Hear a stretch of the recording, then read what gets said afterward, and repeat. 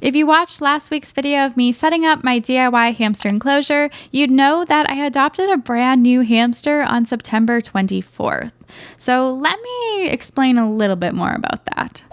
Many of you know that I've been looking to adopt specifically dwarf hamsters because that's the species that I was planning to put into my 2 new Night Angel enclosures. Now, I have been looking on Kijiji, which is a Canadian buy or sell website where a lot of people will rehome their pets. And I've been looking every single day for dwarf hamsters for adoption. And do you think that I would find a single dwarf hamster for adoption? No. So I'm patient, and I just every day would go on Kijiji and I would look and see if there is a new ad or not. And one day I went on Kijiji and there was a new ad, but it wasn't a dwarf hamster. But I wanted to read the description a little bit more. So it was titled Female Syrian Hamster Urgent Rehoming. So the description had said that this hamster was pretty scared of people and that she's lived in a pet store her entire life and was in desperate need of a home. They also had said that she was unable to go onto the sales floor for certain reasons, but then in the ad as well, they had said that she's a pretty big biter when stressed, and so I'm assuming that that was the reason that she wasn't able to be sold. Most of the times, pet stores are going to have a really hard time selling any animal that is known as a biter because most people that go into pet stores are kids looking for pets.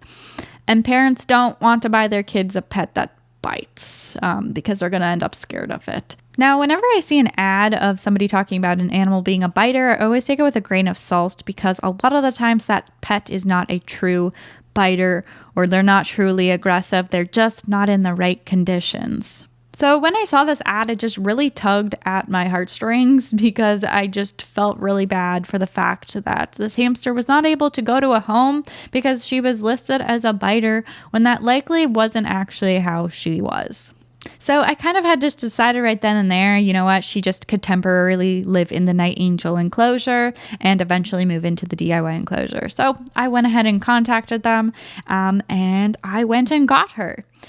Now, she roughly is estimated to be around 4 months old, and she was not in the pet store. I think the person who put her ad up was a pet store employee who ended up taking her home themselves and likely was not able to keep her. Now, when she was in the carrier beside me in my car and I'm driving home, I was looking at her and I was like, you have an oddly long coat for a female long-haired Syrian hamster.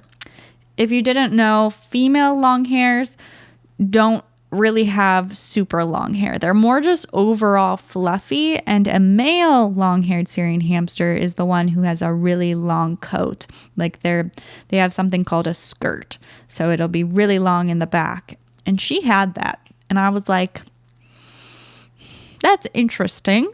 Because I've never seen a female with a coat that long. So when I ended up getting home, I just put them in like a little clear container and I lifted above my head. And they're pretty fluffy down there. And I was like, I don't really see balls. So I'm going to say it's a female. But once they get more comfortable, I'll kind of do a better check later on. And then a couple days later after that, they were in the enclosure grooming themselves. And I went in and I looked and they must have just been like really comfortable and warm. They're grooming themselves and they're sitting on top of their balls. So it ended up being a male Syrian hamster, not a female.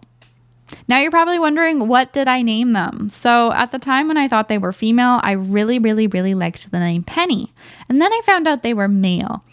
And I just didn't really want to change the name. And I know the name Penny is quite feminine, but it's not short for Penelope.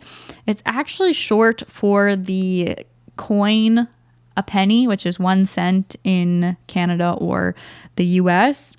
And my boyfriend came up with the idea that I should have a coin-themed hamster names and that my future dwarf hamsters, I should go ahead and name them Toonie and Looney. And I thought that was hilarious because a penny is really small and a Syrian hamster is really large. And if I get dwarf hamsters and name them Toonie and Looney, Looney and Toonies are the biggest coin and dwarfs are like the smallest species. So I thought that was hilarious. And now, without ado, let's roll the clips of Penny.